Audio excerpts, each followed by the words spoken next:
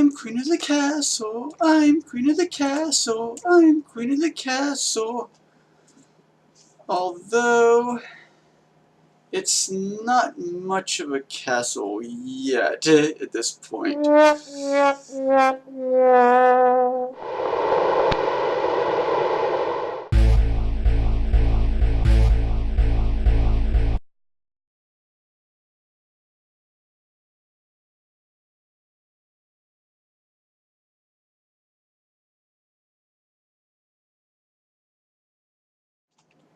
Greetings YouTube, DJ Bonebreaker here, and welcome to episode 2 of the Tales of Iskallia. As you can see, I've been busy in the past 2 weeks since I did my last recording, and I've got a decent start on my base here. Yes, I've decided to do a castle, and it's heavily based on the Blackwater Castle that Noodlor designed, and it's available on Mineprints, and I'll link it below, but it's my version is very heavily modified in a number of ways. But anyways, as you could also no doubt see, I have an elytra. And that's because the people on this server are really awesome. I mean, Cool Knight stopped by shortly after I stopped recording the first time and dropped off a shulker box with 2 mob heads. There's a magma cube and an enderman, a bunch of stacks of bones, stone, and a silk touch diamond pickaxe, and a stack of spruce saplings, which you can see I've made use of here, and I've been slowly but surely farming these spruce trees for both podzol blocks and for wood for charcoal. And I've been smelting all the netherrack that I got, and you can see here I've mined over 7,000 blocks of netherrack for the community project, and I've smelted like almost all of it, you know, minus the like say 1,500 blocks or so that I lost when I died at one time. But anyways, yeah, I've been turning it into nether bricks, which is one of the key elements of the overall design of my totally not evil castle here. And just last night, before I was, while I was getting everything set up for this recording session, I flew using my elytra over that way to where there's a big jungle, and I harvested enough jungle trees to get enough saplings to plant 2 large jungle trees and 2 small ones. I only planted 1 small one in the courtyard here for the farming cocoa beans, and I'm still having trouble getting used to this stupid elytra.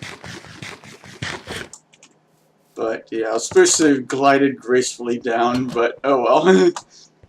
But yeah, anyways, I got my pumpkin farm set up here. Very small cactus farm. Got my cow farm here. And funny enough, but the other night when I was farming cows and killing them for leather and beef, one of the cows dropped the head. So what I want to do is put like cow heads here, sort of like how ranchers have like cow skulls on the gates to the ranch. Well, I got some cow heads on my cow farm. But yeah, this is my potato farm, which is like my main backup food. This is my wheat farm for the cow, which is pretty much only used for breeding cows and stuff. And this farm I rotate between carrots and beets until I get enough, space set up to have like another dedicated farm. Like I might see about converting this. Oh yeah, if you're wondering why I'm putting all the podzol at this, like basically the same level that the water is and 1 block above. Well, I've decided on a name for my base and kind of a theme, but I'm calling this base as this castle, and the village that's going to be going in over here, which you can see where I've started laying foundations for certain buildings. Like this is going to be a smooth stone generator, much like the one I built in Iskallia, my single player survival 1.12 world. But this is going to be the gatehouse for the village and one of the corner towers foundations. But the castle and the village are going to be called Beinbrecksburg am Torfmoor, which is German for Bonebreak's Castle at the Peat Bog. And I figure I can use the podzol to represent, like, you know, the peat beds that you have in these peat bogs, because it really does look like peat. And much like peat, you can use it for growing mushrooms. And yes, I have a sheep farm that I've been using for making banners, and I think that people will realize that this territory has been claimed by me, considering I have it completely surrounded by my Swiss flag banners that I made. And they're also, well, you're a bit too far away to see it from here, but yeah, you can see on the towers and the walls of the castle I have these banners. I also, oh yeah, the Wither Skeleton Farm project in the Nether is done and it's up and running, and I managed to get 4 Wither Skeleton skulls, partially thanks to X-Pep, or Pep I guess you could just call her. So one of the Wither skulls is gone towards finally making my ultimate dream banner. That's right, we be pirates here, yar, argity yar. Anyways.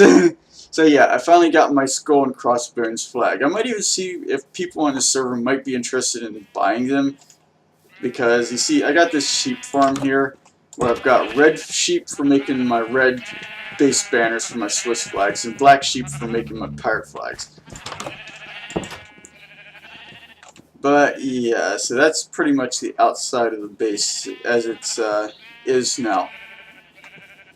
But yeah, anyways, but to get back to the subject, people on the server have been really generous. Like I said, not only Cool Knight, but I believe it was Funky Saturn, or Funkiest Saturn, gave me a shulker box full of slime balls. So I'm not going to have to worry about slimes for a while. And yes, I have a nice little fish pond here, but anyways, moving right along. And Slow Roll, who has a base to the south of the market district, and he has like a massive tree farm that he uses for selling wood on the server. He actually is the one who gave me this diamond armor and the elytra and a few other things. So yeah, you guys are awesome, all of you. But yeah, you see, I've been finally got all my storage and bed moved inside the castle, along with this otter smelter. Maybe want to set up another otter smelter here if I ever get enough stuff to smelt that much. But yeah, I still have some netherrack that hasn't been smelted yet, but even still, look at how many nether brick blocks I have. Hopefully it'll be more than enough to finish up this castle project. But right here is like the main tower, and yes, I have a dual purpose ladder well and water elevator that I installed. And I just realized that because I'm in a swamp biome, yes, the water elevator has the same ugly greenish colored water that you have in the swamp. So it's a swamp water elevator. Oh my. But yeah, you can see, got this high wall here. Oh yeah, and that over there is an underwater ruin that I discovered like 2 days ago that was completely untouched, because I mean, I practically had to stumble right on top of it when I was chasing some salmon to restock my fish pond, because I accidentally killed one of my salmon. But anyways, yeah, it was completely unplundered, but unfortunately the treasure wasn't all that great. It was just some coal and a treasure map to a treasure that had already been taken. So yeah, but still, I'm going to try when I get to installing the mineshaft in basement and underground levels to the castle, see about putting an underground tunnel that goes over and goes up into that, so I can use this kind of like a I don't know, water farming outpost as part of the base. But yeah, I have actually 2 water elevators in my castle here. The other one being on this side here, at this large like corner tower, which is going to be kind of like a secondary quasi gatehouse, because it goes directly into the gatehouse for the village. And since it's getting dark, I probably should sleep. But before I do, I'm going to show you that and one other thing that generous people in the server have done for me, if I can find them. Actually, I better hit the hay real quick first. So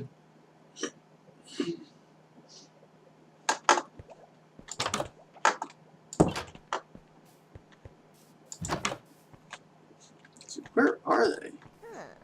Oh, I hear them.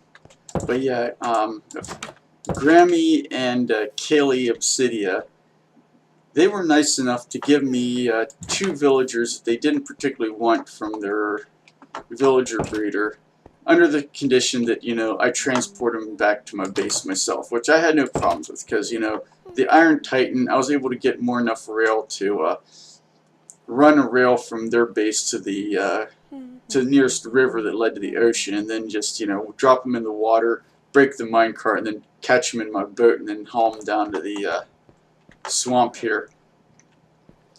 Unfortunately, it looks like they're not registering the doors on the 2nd floor, which is possible.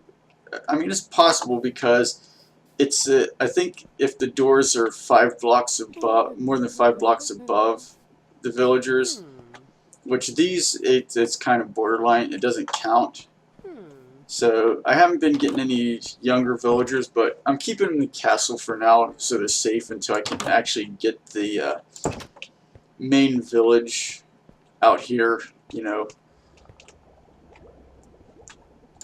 Yeah, this over here built. And then I should have plenty of villagers, but that's another day's episode, or another episode for another day. Today, what I'm going to be doing is working on, not really the basement, this is pretty much finished, although this I might use for putting in an underground farm over there. But yeah, this is the basement underneath the large corner tower, the basement under the hall, which I have a crafting station, a brewing station, and this is going, once I get some redstone, which is part of what today's whole exercise is for, is I'm going to be placing 2 sticky pistons like this, then 2 more sticky pistons facing this direction with a mossy cobblestone block and one of these smooth stone blocks, and then I'm going to have 2 levers. I'm thinking about placing them here and here, and the whole idea is you flip the lever on this side to cause, or you have flip this lever, you know, when everything's open like this, and it'll cause these 2 pistons that are going to be back here to push this stack of pistons and the 2 blocks over, and then you flip this lever and it'll shut it flush with this wall, so it's like a hidden entrance. But this is going to be my secret netherwort farm, which looks like I have plenty of netherwort. Needs to be harvested real quick, so let's just do that.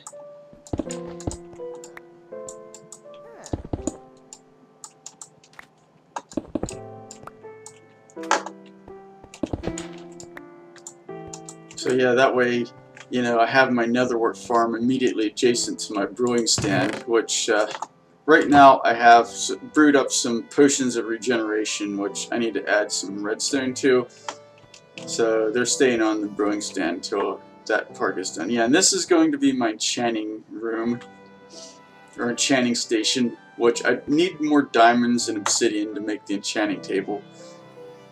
And I need 2 more bookshelves to get the full enchantment effects. So I'm probably going to be harvesting, or yeah, slaughtering cows later on. And this is going to be the entrance to the mineshaft, which is what the focus of today's episode is going to be. So without further ado, let's get started with that.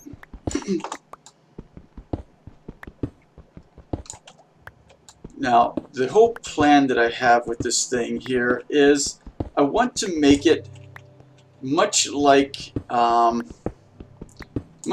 I've done mineshafts in my other worlds, where it has, like, you know, a nice little kind of like antechamber thing up here.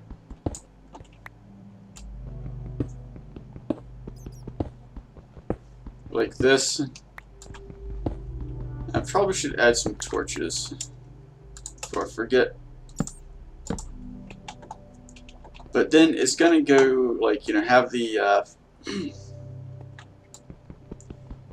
5x5 platform more or less up here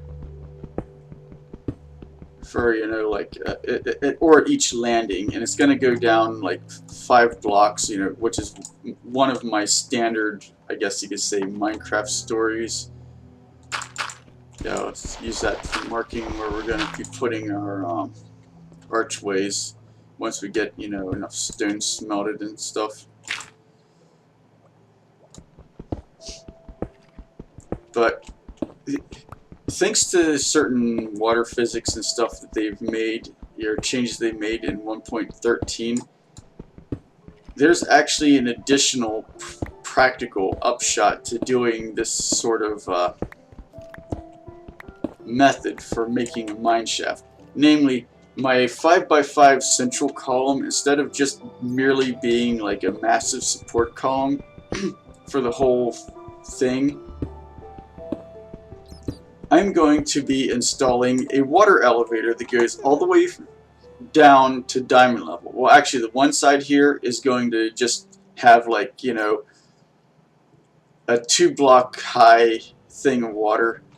I mean, if I'm feeling ambitious enough, I might put in a full water, down water elevator on that side, but probably not. So that way you can just jump down and, you know, land in the water, and bam, you're in the bottom of the mine shaft. And then this side is going to have an up water elevator in it, though. So that way you have to, you know, if you're not going to like the nether portal, which would be like 1 floor down from here, or, you know, any of the other like shallower like areas I'm going to be having set up for mining stone and whatnot, you can just, you know, jump in the water elevator and go whoop right up to the top here in like no time flat. So yeah, so here we go. We've got our 1, 2, 3, 4, 5 wide area. So we'll just place these torches here for now and start down on our I'm trying to think. It might actually be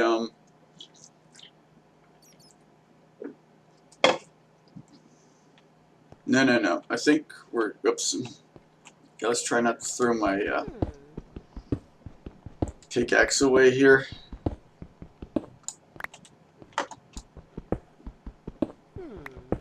There we go, on 1.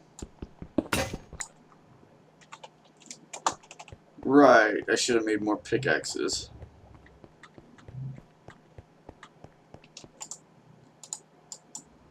Okay. So let's make sure we have sufficient, and since we're going to diamond level, you know, I might want to go up and grab some of my good pickaxe. So let's just do that real quick before we forget. Oh, went up too far. Yeah, that's one thing about the upside of the water elevator, is it goes like really fast. It's kind of hard to get off at the right floor sometimes. Yeah, this one here is one that was given to me by Slow Rolls as part of his welcome package, and these 3 shulker boxes, which I've repurposed for storing like other stuff. And these are going to be used for summoning the Wither at some point. Oh yeah, Slow Roll also gave me my first diamond, so thanks, Slow. You're awesome.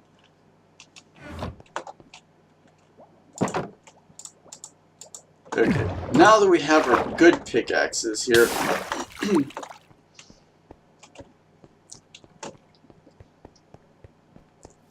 let's get to cracking on this here project that we're slowly working on.